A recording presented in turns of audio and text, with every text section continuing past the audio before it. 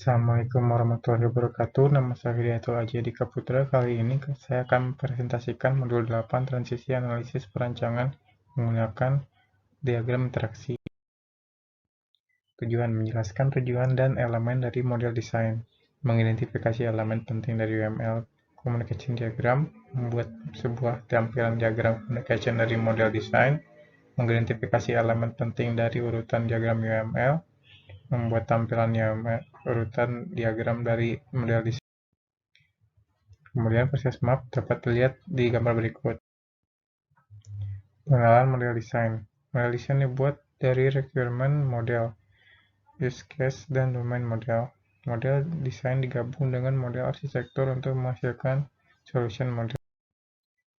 Diagram interaksi. Diagram interaksi UML adalah nama kolektif dari diagram berikut. Sequence diagram. Diagram komunikasi sebelumnya dikenal sebagai collaboration diagram. Interaksi overview diagram. Kombinasi dari diagram aktivitas dan urutan pecahan-pecahan diagram. Diagram interaksi. Setiap interaksi diagram UML digunakan untuk menunjukkan urutan dari interaksi yang terjadi antara objek selama satu atau dua skenario use case. Sebuah pecahan dari satu skenario use case. Diagram interaksi UML mungkin juga dapat digunakan untuk menunjukkan urutan dari interaksi yang terjadi antara sistem dan subsistem. Perbandingan analisis dan desain. Analisis yang membantu Anda model apa yang diketahui tentang proses bisnis mendukung sistem, use case, dan domain model. Desain membantu model bagaimana sistem akan mendukung proses bisnis. Model desain terdiri dari komponen boundary UI, komponen service, komponen entitas. Analisis robustness. Analisis robustness adalah sebuah proses yang membantu dalam mengidentifikasi komponen desain yang akan dibutuhkan dalam model desain. Analisis robustness. Input ke analisis robustness, sebuah use case, skenario use case untuk use case itu, diagram aktivitas use case untuk use case itu, domain model, output atau hasil dari analisis robustness. Model desain biasanya ditangkap dari interaksi diagram UML dengan komponen desain seperti boundary, service, dan komponen entitas. Komponen boundary. Sebuah class boundary komponen yang digunakan untuk model interaksi antara sistem dan aktornya, yaitu user dan sistem eksternal. Abstraksi UI layer, sensor, komunikasi, interface, dan seterusnya. High level komponen UI. Setiap komponen boundary harus diasosiasi setidaknya dengan satu aktor. Komponen service, control requests, mewakili koordinasi, pengurutan transaksi, dan mengontrol objek lain dan sering digunakan untuk mengenkapsulasi kontrol dan yang terkait dengan suatu use case tertentu. Coordinate control flow, isolasi setiap perubahan dalam workflow dari komponen boundary dan entitas. Komponen entitas. Sebuah kelas entitas digunakan untuk model informasi yang berjangka panjang dan sering persisten. Entitas biasanya sesuai dengan objek domain. Sebagian besar entitas adalah persisten. Entitas dapat mempunyai perilaku yang kompleks. Komponen entitas dan service. Komponen entitas akan sering memiliki komponen service. Objek service akan sering mengontrol objek entitas sesuai. Objek service dapat mendelegasikan ke service objek lainnya. Komponen batas dan entitas. Komponen batas akan sering mengambil atribut dari komponen entitas. Mendeskripsikan proses analisis robustness. 1. Memilih use case.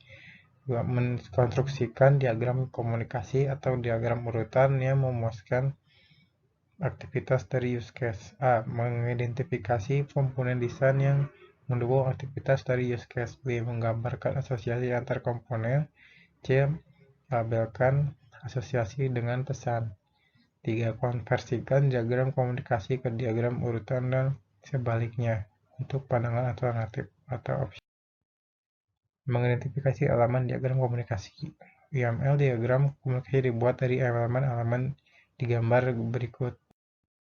Mengidentifikasi elemen diagram komunikasi. Variasi dari diagram komunikasi sebelumnya seperti di gambar berikut. Mengidentifikasi elemen diagram komunikasi. Pesan dapat mengidentifikasikan nama pesan, panah arah. Mata panah solid adalah pesan sinkron. Mata panah terbuka adalah pesan tidak sinkron. Urutan angka mendeskripsikan urutan pesan. Catatan parameter diteruskan ke penerima objek. Kondisi penjaga mengidentifikasikan pesan kondisional. Parameter kembali. Langkah 1. Masukkan aktor ke diagram. Masukkan aktor ke diagram komunikasi seperti gambar berikut. Langkah 2A. Identifikasi komponen batas. Agen pemesanan membuat permintaan lewat tanggal kedatangan, departure date, tipe kamar yang diminta. Langkah 2B. Identifikasi layanan komponen. Objek batas reservation UI menggunakan objek reservation service untuk membuat reservasi. Langkah 2C. Identifikasi komponen entitas. Metode make reservation di objek reservation service membuat objek entitas reservasi. Langkah 2D. Mengidentifikasi interaksi tambahan. Metode make reservation menggunakan metode find room untuk menemukan ruangan dari tipe yang dibutuhkan. Setelah menemukan dan memilih ruangan kosong, metode set room menetapkan kamar untuk reservasi. Harga yang dihitung ditugaskan untuk reservasi. Langkah 2D. Identifikasi metode tambahan. Metode make reservation dari objek reservation service mengembalikan objek reservasi kepada reservation UI. Metode room request dari reservation UI kemudian menyebut metode get reservation detail dari objek reservasi yang mengembalikan rincian reservasi. Ini kemudian akan diberitahu kepada agen pemesanan.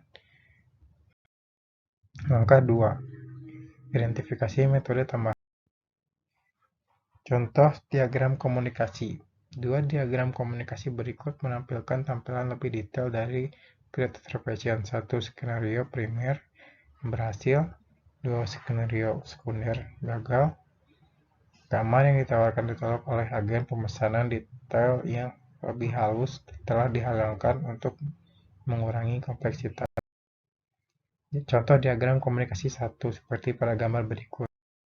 Contoh diagram komunikasi 2. Diagram komunikasi sequence diagram. Diagram urutan memberikan perspektif interaksi yang berbeda antar objek, bisa digunakan sebagai gantinya diagram komunikasi, bisa dikonversikan ke atau dari diagram komunikasi, terbukti lebih bermanfaat bagi pengembang atau developer, menyorot waktu pemesanan interaksi. Bagian selanjutnya mendeskripsikan UML diagram urutan. Mengidentifikasi elemen dari diagram urutan seperti pada gambar berikut. Menunjukkan referensi ke fragmen diagram urutan terperinci lainnya, mengizinkan kamu untuk memecahkan diagram besar menjadi beberapa diagram kecil. Slide berikut menunjukkan contoh dari notasi fragmen. Seperti ini contohnya. Contoh diagram urutan. 3 diagram urutan berikut menampilkan tampilan lebih detail dari create reservation. 1. Skenario primer berhasil dan skenario sekunder gagal di satu diagram menggunakan fragmen L. Skenario sekunder gagal di mana kamar yang ditawarkan ditolak oleh agen pemesanan. Fragmen diagram urutan menampilkan menunjukkan detail yang lebih baik untuk fragmen get reservation detail dan termasuk fragmen loop. Detail yang lebih halus telah disembunyikan dalam fragmen. Ini contoh diagram urutan 1.